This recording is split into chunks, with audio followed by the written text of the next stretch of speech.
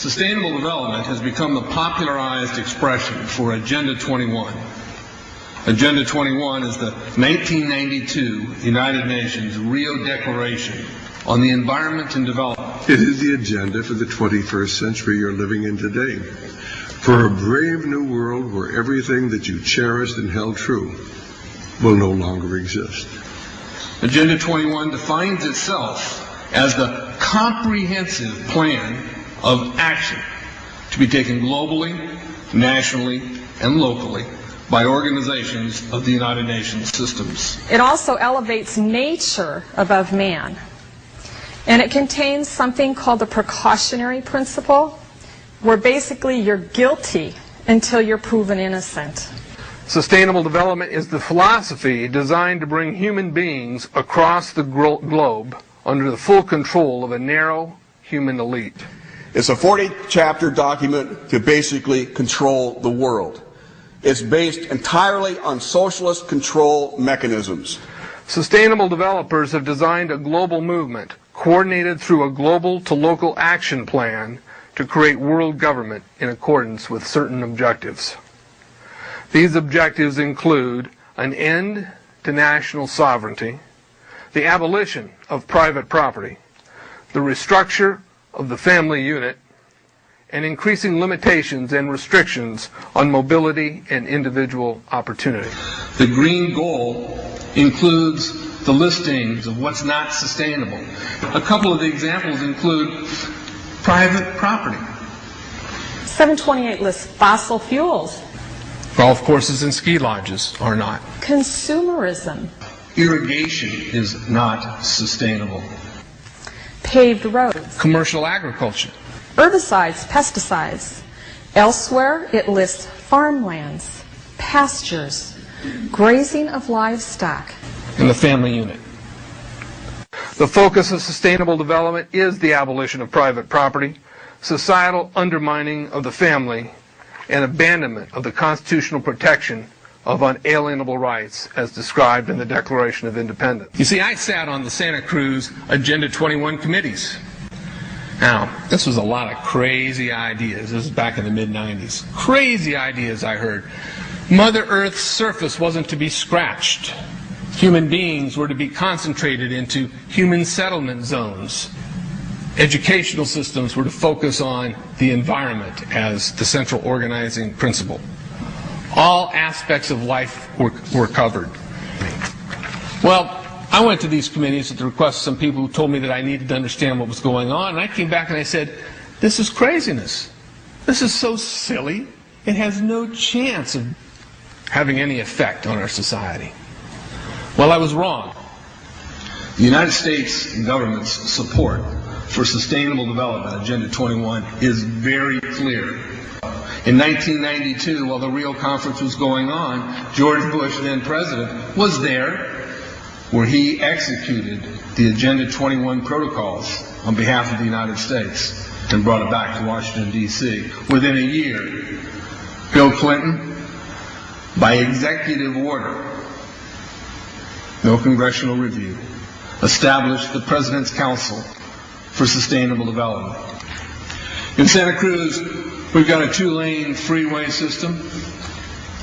We need 4, but what we're getting is hundreds of millions of dollars of federal money to take a dilapidated rail line that Southern Pacific wants to put in the hands of somebody else so that a commuter line can be built along the railroad track.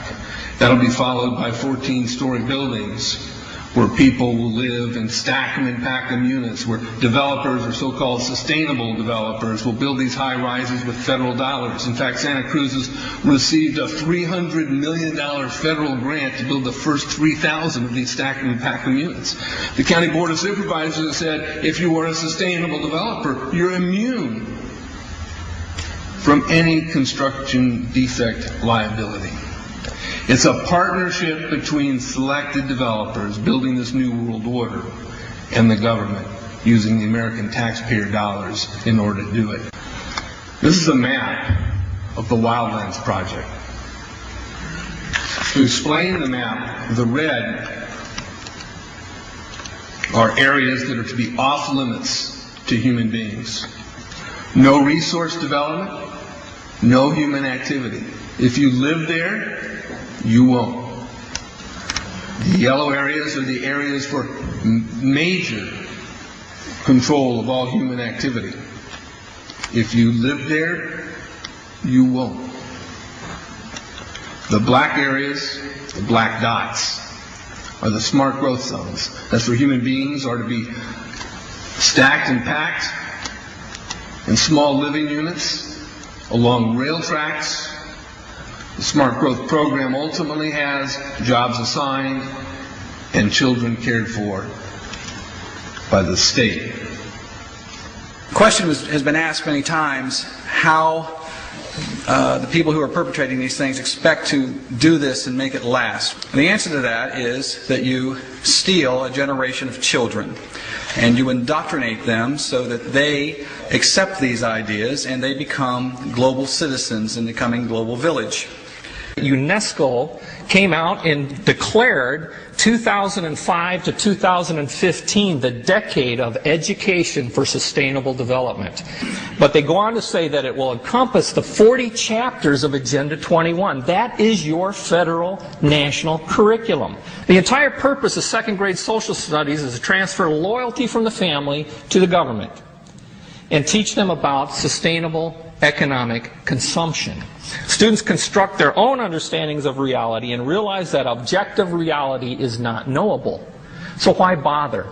The truth is, the truth which keep men free is being suppressed in order to prop up the attitude training agenda. And it moves on. This is our new math called connected mathematics. Standard 3 tells us that students learn that mathematics is man-made, that it is arbitrary, and good solutions are arrived at by consensus. Most of us assume 2 plus 2 is always going to equal 4. You're wrong. We might reach a new consensus. How well does it work? Well, they tell you in the teacher's guide in the back, it tells us that because the curriculum doesn't emphasize arithmetic computations done by hand, some students may not do as well on tests assessing computational skills. We believe such a trade-off in the favor of CMP is very much to the student's advantage in the world of work. Our children are mathematically illiterate on purpose. How do I know on purpose? Why isn't this just a basic bad idea? Because the Sustainable Development Plan tells us so. Generally, more highly educated people who have higher incomes consume more resources than poorly educated people who tend to have lower incomes. In this case, more education increases the threat to sustainability. Charlotte Iserby, I owe you an apology. I did not believe for the longest time it was a deliberate dumbing down. I thought the dumbing down was a natural consequence of a bad idea. Folks, it's deliberate. It's deliberate. The sustainable globalist goal is the orchestration of a planned fall of American principles, values, and lifestyles. The effect on the average American will be devastating. With modernizing technology, the ordinary person will live without independence, privacy, or substantive rights. Another press conference that I attended was the ICLE group, the International Committee for Local Environmental Initiatives. It helps in the implementation of Agenda 21 in all of our local communities. And one of the speakers was a Harvey Reuven, who happens to be the vice chair of ICLE. And I asked him about the correlative rights that Americans derive from the United States Constitution and the Bill of Rights. And that, of course, is your individual liberties, your private property, your freedom of speech. Asked about it clashing with Agenda 21. And you know what his response was? Individual rights must take a back seat to the collective.